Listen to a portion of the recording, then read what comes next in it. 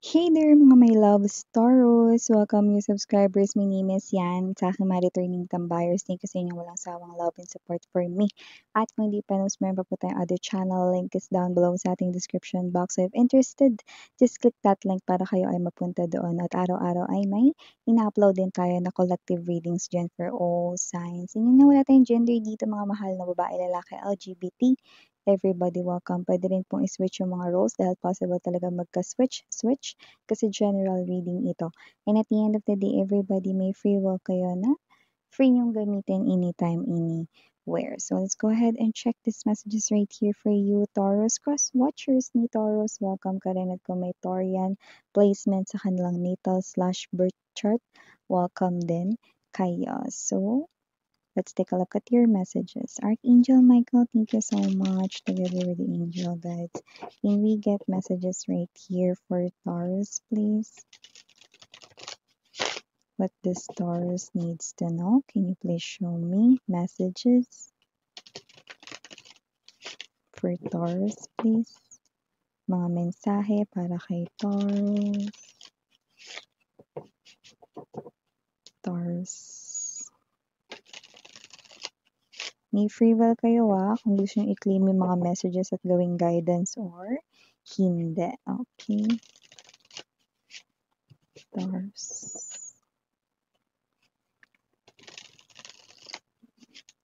Nakita tayo ng cabinet mga babes na maaaring kayo ito na may bago kayong biniling cabinet, mukhang cabinet, no? Or baka mag-aayos kayo, lagayan, no? Mag-organize. Just take how this resonates. Might be sign or clue yun for someone watching, no? Pero okay lang kung wala kayong biniling bagong cabinet, no? Or bagong drawer. Possible rin na meron lang kayo rito mga bagay na inaayos, inaasikaso, no? Pinagkakaabalahan right now. We have here Page of Wands. New project, maaaring new project ang inyo ritong pinagkakaabalahan right now. Work, negosyo, business, small business. Okay. Could be anything. Pwede ring love. Let's see. We have here Two of Swords. You now have Page of Wands, Two of Swords, Nine of Swords, Hierophant, Ace of Wands, Justice. Bottom of the deck for you, Taurus, Ace of Cups. This is not just Ace of Cups. Look at that fountain. Fountain of Cups. See? Star card and the Seven of Cups energy.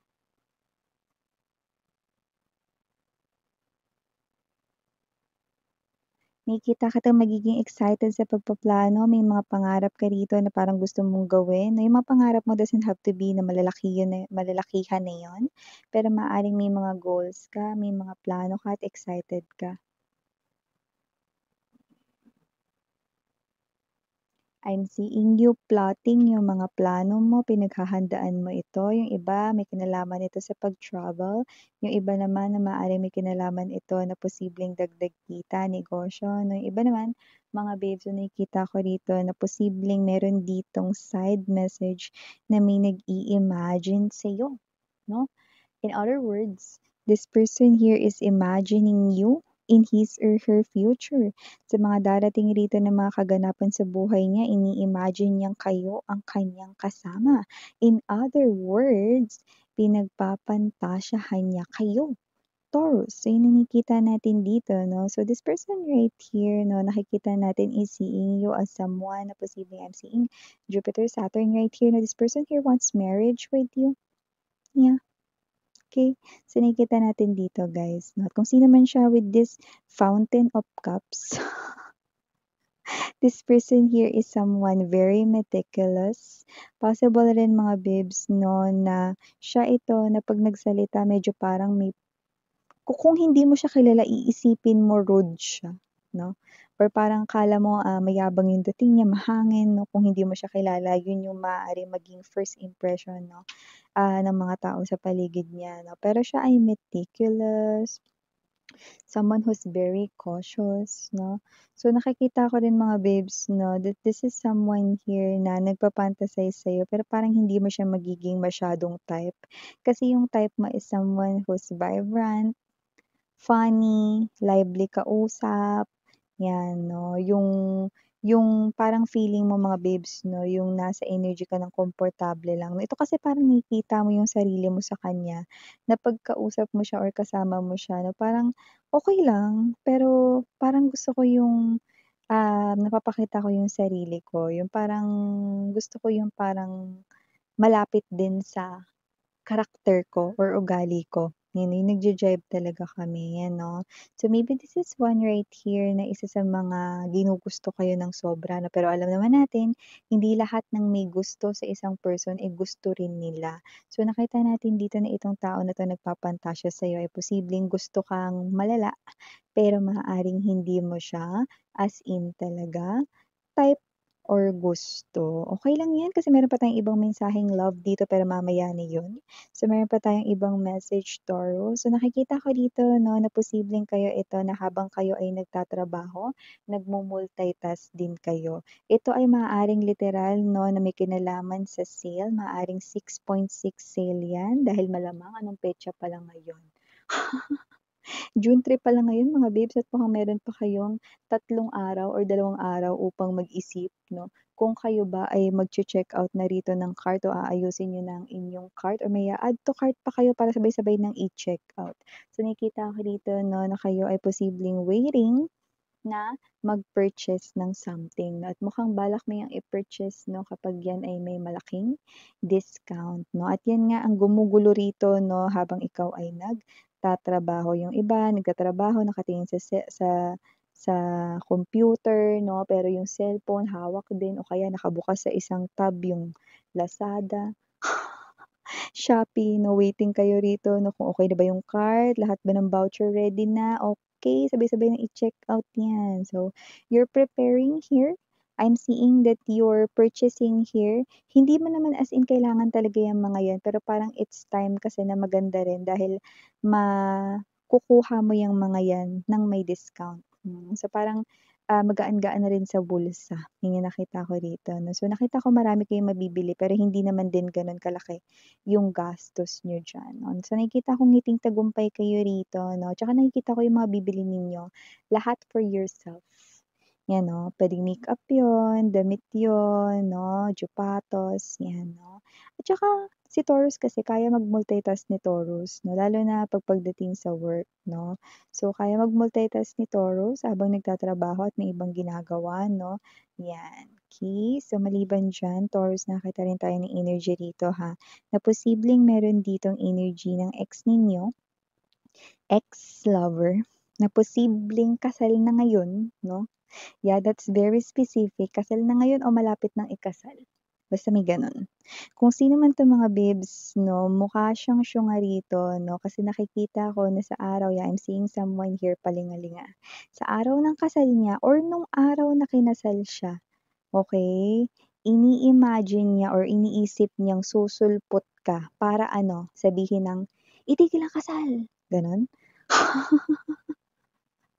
"Ako minamahal na taong 'yan." 'No, gano'n? Hay, hindi yun nangyari at yun yung ikinakabuntong hininga niya hanggang ngayon. Kahit na kinasal na siya last year, last 2 years 'no, or kung kailan man siya kinasal 'no, tapos na. Pero yung iba ikakasal pa lang dito, yes, ini-imagine nila susulpot ka. Actually gagawa pa nga sila ng paraan dito para ipaalam sa'yong ikakasal na sila, puwedeng ikuwento nila yun sa isang friend at tingnan kung anong gagawin mo rito 'no. Pero eh, nakita ko rito na wala kayong gagawin. Wala kayong pakialam. Hahayaan niyo lang siya rito dahil in short, wala na siya ritong, parte 'no, sa iyong buhay, ano. So, kung sino man siya, eh, 'di magpakasal siya, gano'n yung sinasabi niyo sa'kin. 'Yan, oh. So, alam mo kung ba't ko nakikita, sabihin na nga natin yung message rito in love 'no. With this Ace of Cups kasi, meron na kasi kayong nakikitang pakakasalan. Yung iba may specific person na kayong nakita, 'yan, nakita mo yung mga cute na mukhang white na maliliit na birds, 'no? Meron na kayong kausap rito na nakikitaan mo na ng potensyal na matured siya, na may potential siyang maging future spouse, future husband, future wife, 'no? Nakikita ko na sa kanya ka na rito bubuhos ng panahon, oras at atensyon na hindi lang ito basta cup, 'no? Ito ay fountain of love. So, parang nagsisimula na ritong umagos yung parang malagripo, 'no? I mean lawak na dagat 'no, na agos rito ng inyong love story 'no. So yung iba mag-uusap pa lang kayo or magkakaroon kayo rito ng kausap kung saan nakikita ko 'no, that with the Hierophant energy, yan yung makikitaan mo rito na eto na yung gusto kong makasama, okey? Yung iba single mom, single dad dito, nakita ko tanggap yung anak ninyo. Nitong tao na 'to, okey? So, wala akong nakikitang problema, okey, kung meron mang ibang, meron ditong single mom or single dad 'no. Pero single mom man kayo or single dad o hindi, okey, o wala kayong anak ngayon, single kayo talaga, okey? This person here is someone na makikitaan mo rito 'no, ng meron siya ritong takot sa Panginoon. Para sa'yo kasi 'pag may takot sa Panginoon, takot rin gumawa rito ng mga pagkakasala ano, at mga mali 'no. So, makikita mo sa kanya yung energy na, puwede mo siyang pagkatiwalaan ng iyong puso 'no, ni hindi niya kayo rito i-involve sa isang third party situation 'no, dahil isa siya ritong energy 'no, na meron ditong pananampalataya sa kaniyang Diyos 'no. So, maybe this person here is nakikitaan mo na posibleng bina-value niya rito yung religion niya, beliefs, paniniwala, ayan, okey? So, maliban diyan Taurus, nakakita rin ako ng energy rito ha, na posibleng meron dito na parang magdiin sa inyo, sabihin, "Oo, si Taurus 'yun, oo, si Taurus may gawa niyan, si Taurus lang naman nakita kong ganito, ganyan diyan, eh," ano. So, posibleng pagbintangan kayo in short, okey? Maaaring kayo rito idiin rito sa isang klase 'no, ng isang sitwasyon, pero nakikita kong kalma lang kayo. Pero yung nagdidiin sa inyo hindi kumakalma. Kasi maiisip niya, "Ay ba't hindi naapektuhan si Taurus, ba't kaya parang wala lang kay Taurus 'no?" Kasi para sa inyo Taurus, marami pa akong ibang problema Miss yan, tsaka kung ano yung ginagawa niyo na yan kilala ko na yan, kasi inis yan sa'kin. Kasi imbyer na yan sa'kin kaya yan ganyan sa'kin. Kilala ko na yan Miss yan, hayaan na lang natin yan. Ay naku, mag-focus na lang ako dito sa paghanap ng solusyon sa iba kong problema kaysa isipin ko yan, yan 'no. Yeah, kahit na yung iba sa work pa ito gumagawa ng eksena, parang alam at alam mo na malulusutan mo ito. Kasi isa lang itong walang kuwentang pagbibintang or pagdidiin sa'yo.